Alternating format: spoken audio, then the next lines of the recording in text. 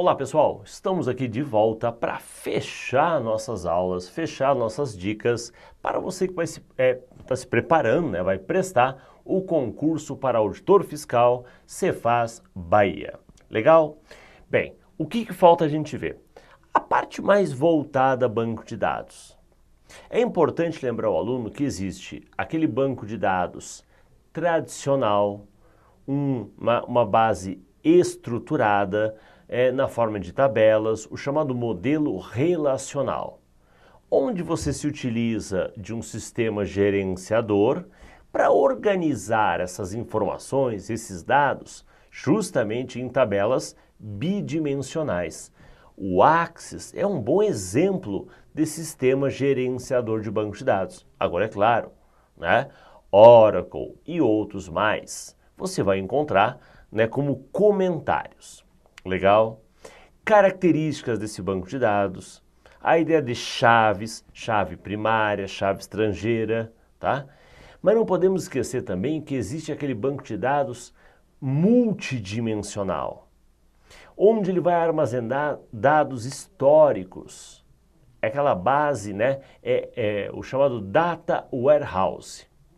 Esse Data Warehouse ele pode ser segmentado em bases menores, especializadas, específicas, é o Data Mart, ou então essa base pode ser muito mais ampla, pensando não só em dados estruturados, como dados não estruturados, dados que são extraídos em tempo real de uma rede social, de um Twitter, né? Então, aí eu falaria de Big Data. Big Data. Vamos ver um pouquinho sobre esse assunto. Vamos começar com banco de dados. O que a Carlos Chagas já trabalhou nesse ponto? Olha essa primeira questão. Essa primeira questão fala sobre um tipo de dado. Porque, veja, num SGBD, num sistema gerenciador, ao montar a tabela, eu vou definir que tipo de informação, que tipo de dado esse campo irá receber. É um campo nome do aluno, nome do cliente, o nome ele é um campo de informação texto. Só que um texto limitado a X caracteres. E vai que esse texto estende um pouquinho mais, eu quero fazer um comentário, agregar algum tipo de descrição. E aí? E existe o chamado texto longo, um texto longo. Existem tipos lógicos, existe tipo numérico, o numérico também tem uma variedade. A ideia de definir um campo apropriado, claro, para enxugar minha tabela e também criar uma série de restrições. Pô, se o campo é numérico, não vou deixar o cara digitar um texto. Se o campo é um campo lógico, ele só vai receber dois tipos de informação, ou 0 ou 1, ou verdadeiro ou falso. Então, eu consigo fazer todo um controle diretamente no campo, o conteúdo que esse campo recebe. Bem, aqui ele começa assim.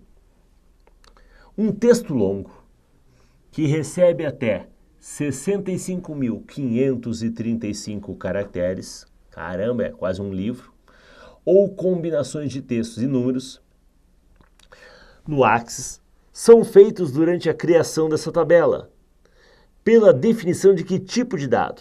Caractere, texto, string, memorando ou varchar. Veja, um campo do tipo texto ele está limitado a 255. Agora, um campo do tipo memorando, ele vai ampliar essa quantidade de caracteres e eu vou poder descrever, né, um texto efetivamente, né, fazer um comentário. Antigamente a gente usava muito para explicar a ideia de uma videolocadora. Uma coisa é eu ter o código do filme, outra coisa é eu ter a descrição do filme, numérico e alfanumérico. E outra coisa é eu ter a sinopse, é o comentário do filme, qual o diretor, do que trata, né? Então, ali na sinopse, eu vou usar um campo do tipo memorando. Resposta aqui, letra D de dado. Vamos para a próxima. Considere que uma tabela de um banco de dados relacional possui uma chave primária composta por um único atributo. Né? Quando o cara falou chave primária composta, eu pensei que era, né, 2 atributos, né? Composta. Então não precisava ter dito isso, mas só para reforçar. Então eu tenho um campo chave primária, eu tenho um atributo chave primária. Eu sei, por exemplo, que o atributo chave primária é num cadastro de aluno. O nome do aluno não é legal para a chave primária, porque a chave primária tem uma característica. Ela torna aquele registro, aquela linha, a tupla, única.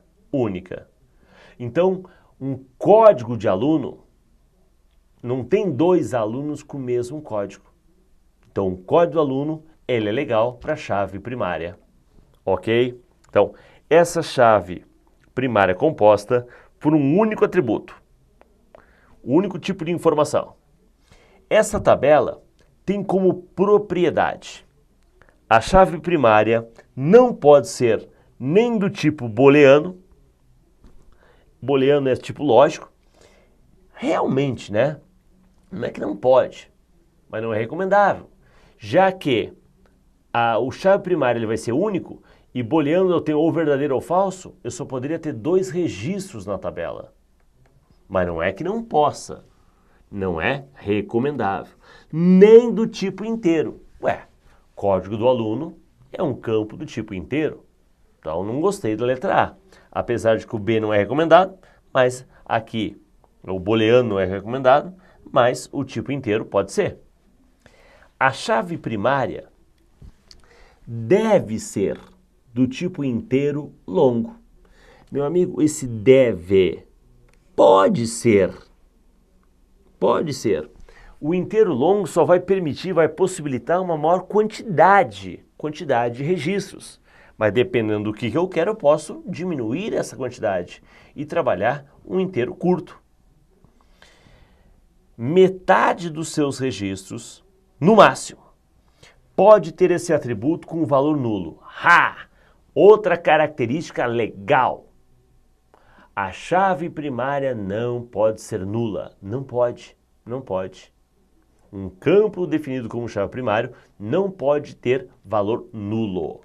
Não pode. Então, já arrisca. Nem metade, nem umzinho. Nem um par de seus registros. Então, par de registro, 2. Não posso ter 2 registros. Par. Nenhum par. Um par, 2. Pode ter o mesmo valor para esse atributo na chave primária.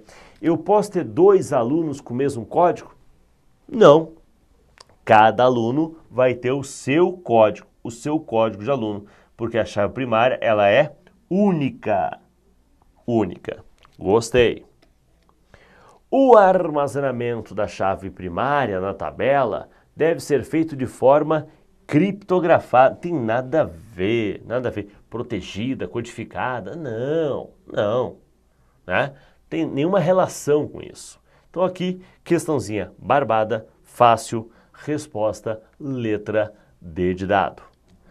A chave primária, ela vai se ligar a outra tabela com a chave estrangeira, mas aonde ela é primária, ela não aceita repetição. Ok? Então realmente, nenhum par de registro pode ter esse mesmo valor de atributo na chave primária. Não pode ter essa informação repetida. Legal. Próxima questão. Banco de dados. Conceito, simplesmente conceito. Um banco de dados é um aplicativo que manipula dados interrelacionados. Miguel, eu sei que você está louco para marcar a letra A. Vamos fazer o seguinte, põe aqui na letra A. SGBD. O Axis é um exemplo de aplicativo que manipula dados interrelacionados. Legal. O Axis é um exemplo de SGBD. Mas o Axis não é um banco de dados. Ele administra banco de dados. É um sistema de nuvem híbrida, não tem nada a ver com nuvem. Apesar de que eu posso ter dados na nuvem, posso, mas não é que seja uma nuvem.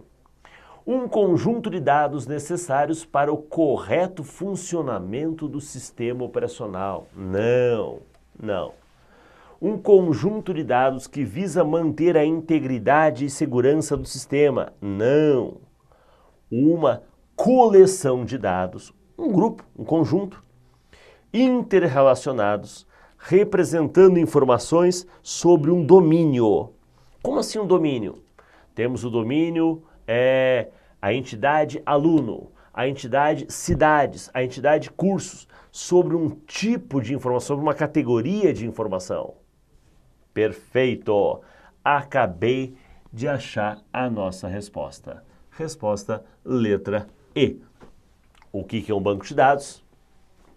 É uma coleção de dados interrelacionados representando informações sobre um domínio específico, sobre um tipo de categoria, sobre um conjunto de informações. Legal. Resposta letra E. Vamos para a próxima. Um técnico inseriu um valor no campo chave estrangeira. Só para lembrar, chave estrangeira aceita repetição. Quem não aceita repetição é a chave primária. Então a pessoa digitou, inseriu algum tipo de valor no campo chave estrangeira de uma tabela, sem que existisse o valor equivalente no campo chave primária. Bem, o legal é a gente fazer assim, quer ver? Tabela de alunos, tabela de cidades. Quando eu vou informar o código do aluno, o aluno número 1, nome do aluno, o Zé. O Zé mora em qual cidade? Mora em qual cidade? Eu não vou dizer que ele mora em Salvador, não. Eu vou criar aqui nessa tabela, de acordo com as formas normais, eu vou tentar colocar aqui código da cidade. Onde eu vou fazer uma ligação com o código da cidade aqui.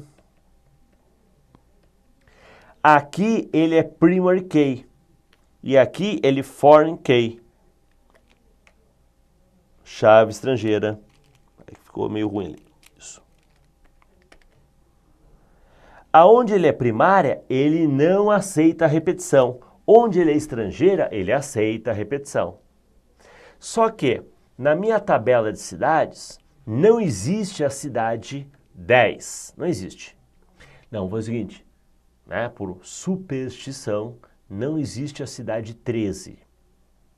Tem a cidade 12 e vai para a cidade 14. Ok? Superstição. E aí, na hora de digitar aqui, eu coloco que o nosso amigo mora na cidade 13. Vem cá, ao fazer a ligação, ele não vai achar, não existe essa cidade. E aí, será que ele consegue cadastrar essa cidade 13 aqui, sendo que há um vínculo, há uma ligação, e aqui não tem essa cidade? Não, não. Isto vai violar a integridade referencial, tá? Essa integridade faz com que eu não consiga excluir, alterar ou criar um campo que não... ele tem essa ligação, mas não existe do outro lado. Eu só vou poder informar cidades que já estão previamente cadastradas. Então, eu primeiro tenho que vir aqui, primeiro tenho que ir lá, volta lá, aí. Primeiro tem que vir aqui e cadastrar a cidade 13. Para agora sim poder criar o registro. Senão ele não deixa. Então isso está violando a integridade referencial. Ok? Boa. Isto é uma das características do próprio SGBD. Ele trata, ele cuida desse aspecto. Tá? Então, você usar uma ferramenta apropriada para que a ferramenta crie esses controles, crie essa administração, diminua a incidência de erros, de redundância, de repetição, Então, realmente é muito mais controlado. Boa! fechamos aqui algumas questões relacionadas a banco de dados. Então eu diria para o aluno, anota essa ideia de o que é chave primária, características da chave primária, não aceita repetição, não pode ser nula, é usado para ligar numa outra tabela com a chave estrangeira, a chave estrangeira aceita repetição, tanto é que eu vou ter o relacionamento de um para muitos. Existe o um para um, né? Um para muitos, muitos para muitos. O relacionamento mais comum é o um para muitos. É o caso aqui. Volta ali. Uma cidade vai aparecer várias vezes na tabela de alunos. Só que essa cidade só aparece uma vez. Então, ela é 1 para N na ida e 1 para 1 na volta. Resumo da história, N para 1. 1 para muitos. Ok? Bem, isto é a parte de banco de dados. Vamos dar uma olhadinha em outro tópico? Vamos falar um pouco sobre Big Data, o que tem caído, o que aparece sobre Big Data na tela.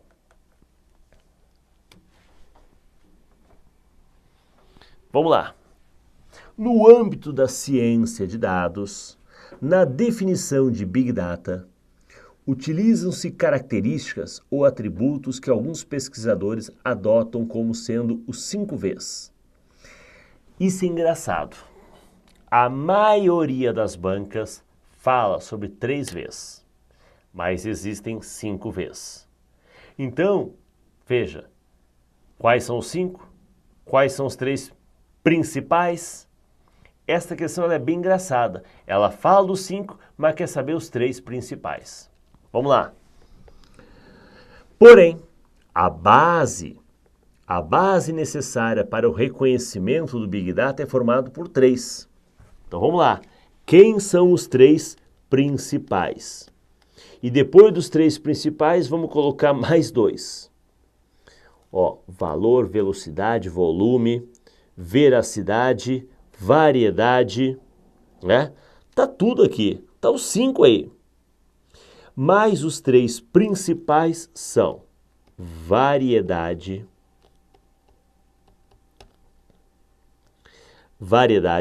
velocidade e volume. A variedade indica que a fonte, a origem desses dados é a mais variável, né? É a mais dispersa possível, ok? Quando eu trabalho com modelo relacional, eu busco isso de bases estruturadas. Aqui eu estou abrindo para um outro grande universo que são as informações não estruturadas. É a leitura de um e-mail, é a ideia de uma informação que está dentro de uma imagem, né? Está dentro de uma rede social. Então eu tenho uma variedade maior. Variedade maior implica o quê? No maior volume de dados. Imagine quanto redes sociais como o Facebook produzem diariamente de dados e informações. O quanto a gente pode aproveitar. E isso não pode ser descartado. A maioria das empresas aprendeu que eu tenho que entender esses dados, eu consigo entender a característica do meu cliente, do meu usuário, através dessa análise das postagens, né, dos próprios memes. Meme hoje, aquela imagem, né, que é colocada, ela funciona como um meio de comunicação, ok? Então você vai ver que maior variedade, origem de informações, gerando maior volume. Legal. Variedade, volume, volume. Agora, como os meios, as redes sociais, né, os meios de comunicação hoje, eles são muito mais dinâmicos. Numa tabela, eu aguardo esse processo de extração, alimentação da base, armazenamento. Aqui não. Aqui eu tenho bolsa de valores. Cara, eu tenho que extrair informações e usar para aquele momento. Eu tenho que ter uma dinâmica, uma velocidade. Velocidade. Então, maior volume dentro de uma maior velocidade, tá? E uma maior variedade. Esses são os três principais. Principais. Resposta, letra C. Agora, os dois Vs complementares. Essa informação ela tem um valor, sim, porque conforme vai aumentando o volume, eu tenho que ver o que realmente me interessa, o que eu deixo de lado. Qual o valor que isso vai contribuir, qual o valor que isso vai trazer, se vale a pena ou não. Então, valor e claro, no mundo de fake news, qual é a veracidade? Que tipo de informação é válida? São os dois Vs complementares. Os dois Vs complementares. Os três principais e os dois para fechar os 5. Os 5 Vs do Big Data. Show de bola? Vamos lá. Mais uma questão sobre Big Data. Depois a gente passa para Data Warehouse. O Data Warehouse são dados mais históricos. Então, o Big é um volume maior, uma variedade maior, uma velocidade maior nesse trato da informação. Vamos ver outra questão? Um sistema de Big Data costuma ser caracterizado pelos chamados 3 Vs. Olha aí, se essa questão eu tivesse visto antes, eu já matava a anterior. Então, volume, variedade e velocidade. Só que por variedade entende-se o quê? Há um grande número de tipos de dados suportados pelo sistema. Há um grande número de usuários distintos. Os tempos de acesso apresentam uma grande variação.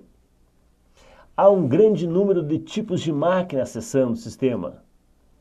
O tamanho das tabelas que compõem o sistema são muito variáveis. Essa variedade é o quê?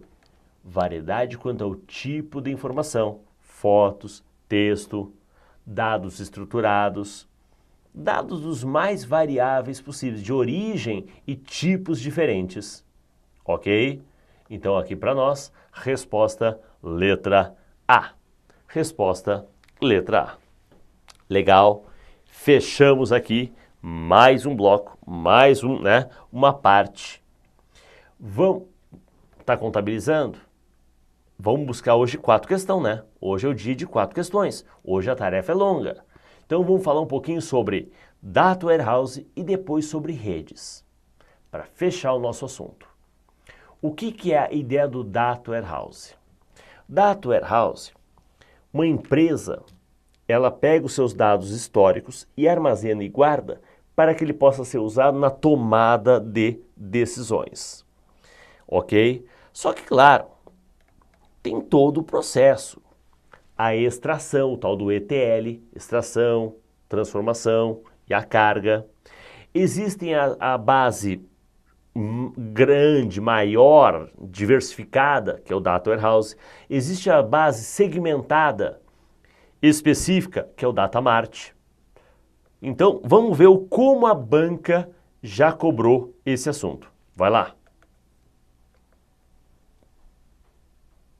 Olha só, um técnico de TI precisa utilizar um subconjunto de dados, então uma segmentação do Data Warehouse, direcionado a uma área administrativa de um tribunal.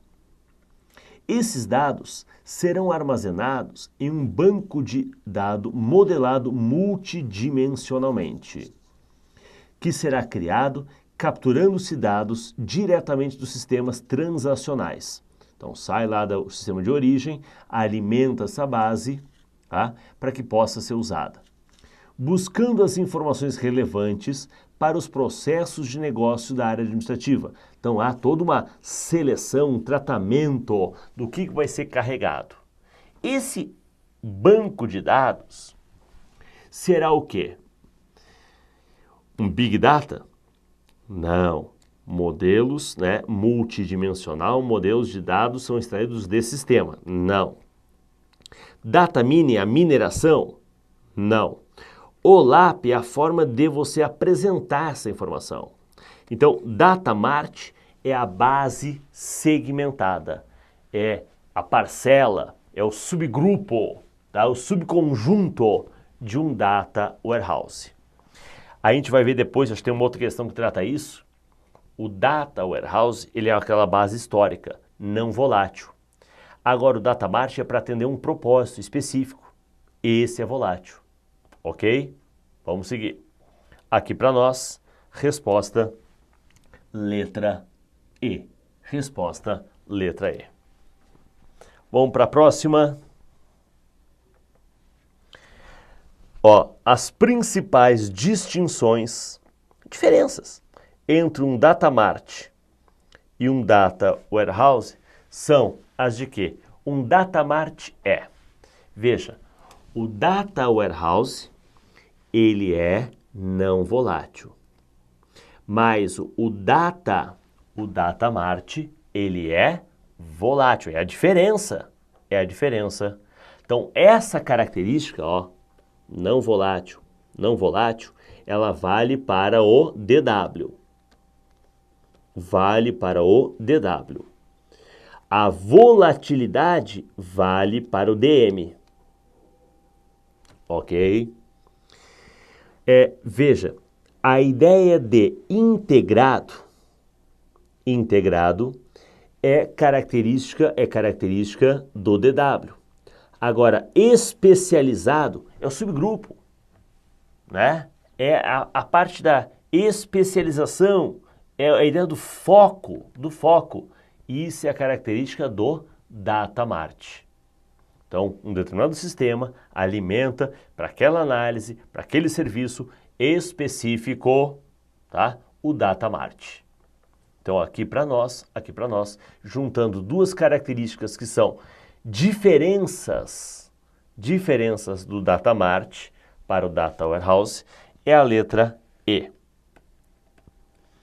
Eu diria que a letra E e a letra D são os opostos, né? Aqui é a característica do Data Warehouse e aqui é a característica do Data Mart. Ok? Resposta, letra E. Resposta, letra E. Boa. Bem, vamos lá.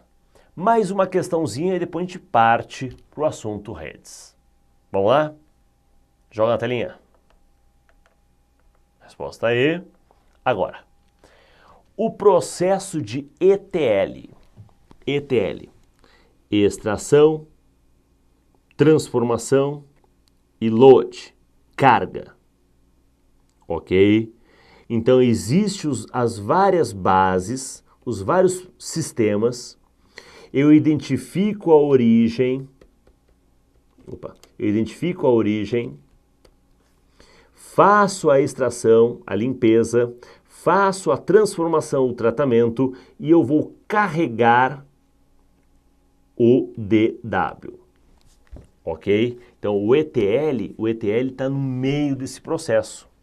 Veja, o processo de ETL em uma Data Warehouse possui várias fases. Em uma dessas fases é efetuada o quê? A extração dos dados do sistema de origem. Sim, o E. A introdução de novos produtos no mercado. Não. O Data Warehouse é fora do ambiente de produção. São dados históricos. Ele não joga isso para frente, ele tira para uma análise, ele tira para uma, né, que possa ser interpretada essas informações. Isso é totalmente fora do ambiente de produção. Então, risca aqui. Validação das interfaces de usuário. Amigão, o usuário, ele está para cá. O usuário interage aqui, o interajo cria essas situações. Eu estou para cá, numa situação já interna, uma interna. Então não tem nada, nenhuma relacionamento com o usuário. Criação de diagramas estáticos e comportamentais das classes e atributos. definição de custos e prazos. Não.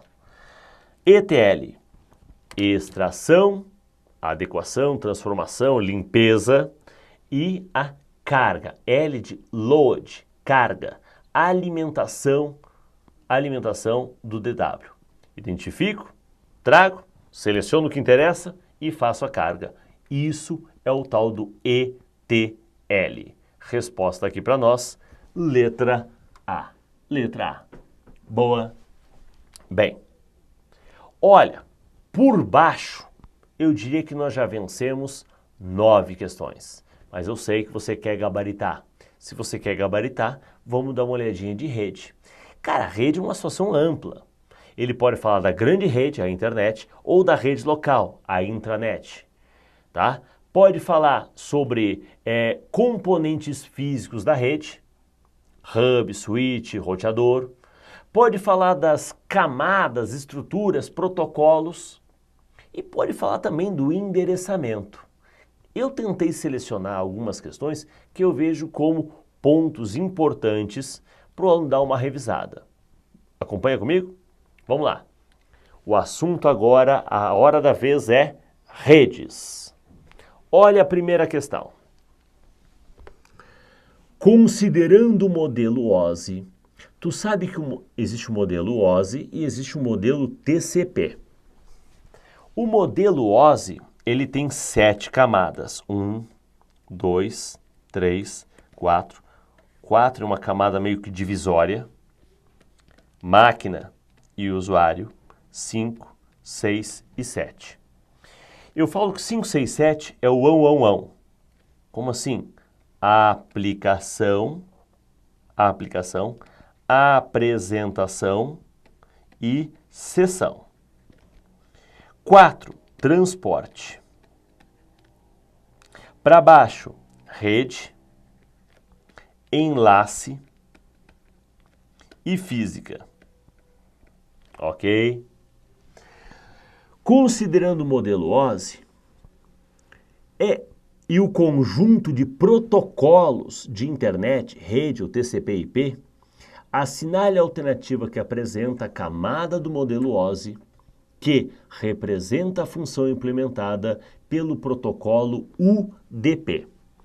Eu diria que tanto o TCP como o UDP, eles estão, vamos dizer assim, eles se localizam, eles se concentram na camada 4, a camada de transporte. A diferença é que o TCP ele tem a garantia de entrega e o UDP é sem garantia de entrega. Um serviço que roda na camada UDP é o tal do DNS. Sabe aquele que faz a resolução de nomes? Pois é, roda no UDP. Agora, e-mail, SMTP, transferência de arquivos, FTP, tudo isso na camada TCP, com a garantia de entrega. Mas aqui ele só quer saber o UDP em qual camada está. Facinho. Camada de transporte. Ok? Beleza.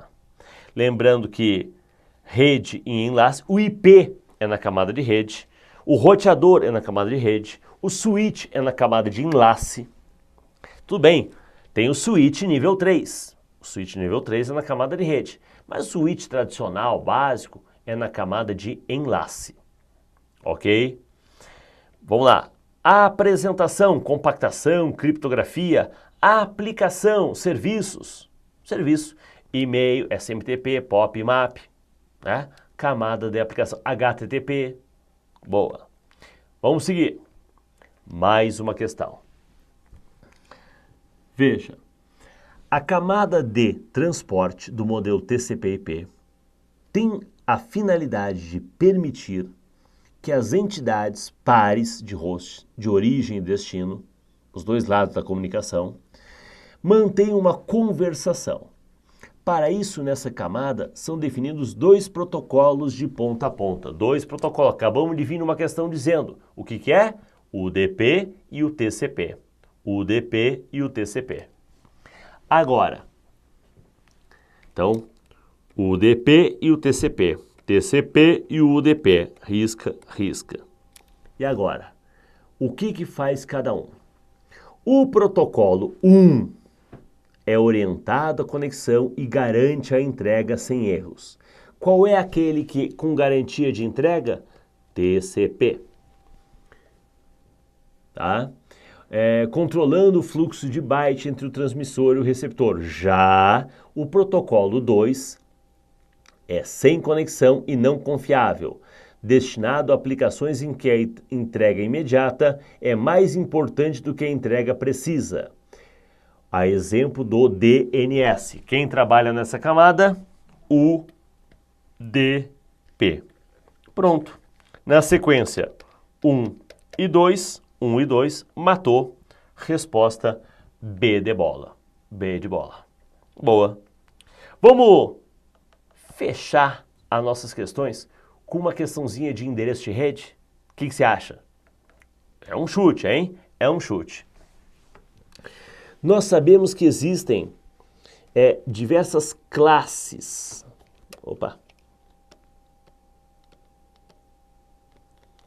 Categorias classe A, classe B e classe C. Quando o primeiro octeto, eu falo de primeiro octeto porque eu estou falando do IPv4, que são 4 sequências. 2, 3, 4. Quando o primeiro octeto, ele vai de 0 a 127, ele é classe A. Quando o primeiro octeto, ele é de 128 a 191, é classe B. Quando o primeiro octeto é de 192 até 223, é classe C. Ok? Tá, e daí? No endereço classe A, o primeiro octeto é o de rede e os 3 demais são endereços de máquina. Máquina, máquina. No endereço classe B, os 2 primeiros são de rede e os 2 finais de máquina. E no endereço classe C, os 3 primeiros de rede e o último de máquina. Tu sabe que no último octeto, 8 bits, eu posso ter 2 elevado a 8 menos 2. 254 máquinas ligadas. Ok? Eu pego quantos bits eu tenho livre.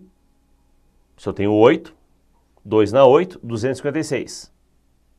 256 menos 2. Por que menos 2? Porque o tudo 0 não pode e o tudo 1 não pode. Tá bom. Não pode, né? Fazer o quê? Não pode. Então, descartei. Agora, eu tenho como restringir, limitar esses endereços? Tem. E aí você vai ver, baseado no enunciado, qual o IP utilizável no intervalo de rede que define 220, 30, 45, 0. O que é esse barra 27? Esse barra 27 está dizendo que eu estou usando 27 bits para a rede. 220 é classe C. Classe C. 220 entra aqui, né? Classe C. Então eu vou usar 8 para a rede, 16 para a rede, 24 para a rede, aqui falou 27, mais esse último, 3 para a rede. Sobrou quanto para a máquina? 5. Se sobrou 5, 2 na 5, menos 2. 2 na 5, 32. 32 menos 2, 30. Então eu posso ter 30 endereços para máquina. 1, 2, 3, 4, 5, 6, 7, 8, até o 30. Eu posso ter 30 endereços para a máquina. Ele quer saber qual desses endereços, listado aqui, pode estar dentro dessa estrutura. Veja, 34 não dá porque passa, é até 30. 32 não dá porque passa, tem que tirar 2, né? Lembra que o tudo 0 e o tudo 1 não pode? 50 passa, 60 passa. Qual o único que não passa? O único que não passa? 18. Na verdade tem mais 29 que não passam. 1, 2, 3, 4, 5, né? Tem mais 29. Mas desses apresentados, o único que pode estar dentro desta faixa,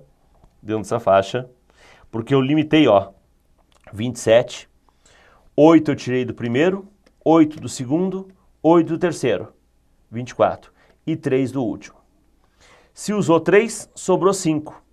1, 2, 3, 4, 5. 1, 2, 3, 4, 5. Esses dois não pode usar. Agora, todas as demais combinações podem. Então, eu vou poder criar endereços de 1 até 30. 1 até 30.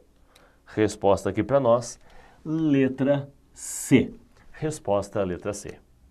Ufa! Legal! Esta é uma questãozinha, é uma aposta bem legal.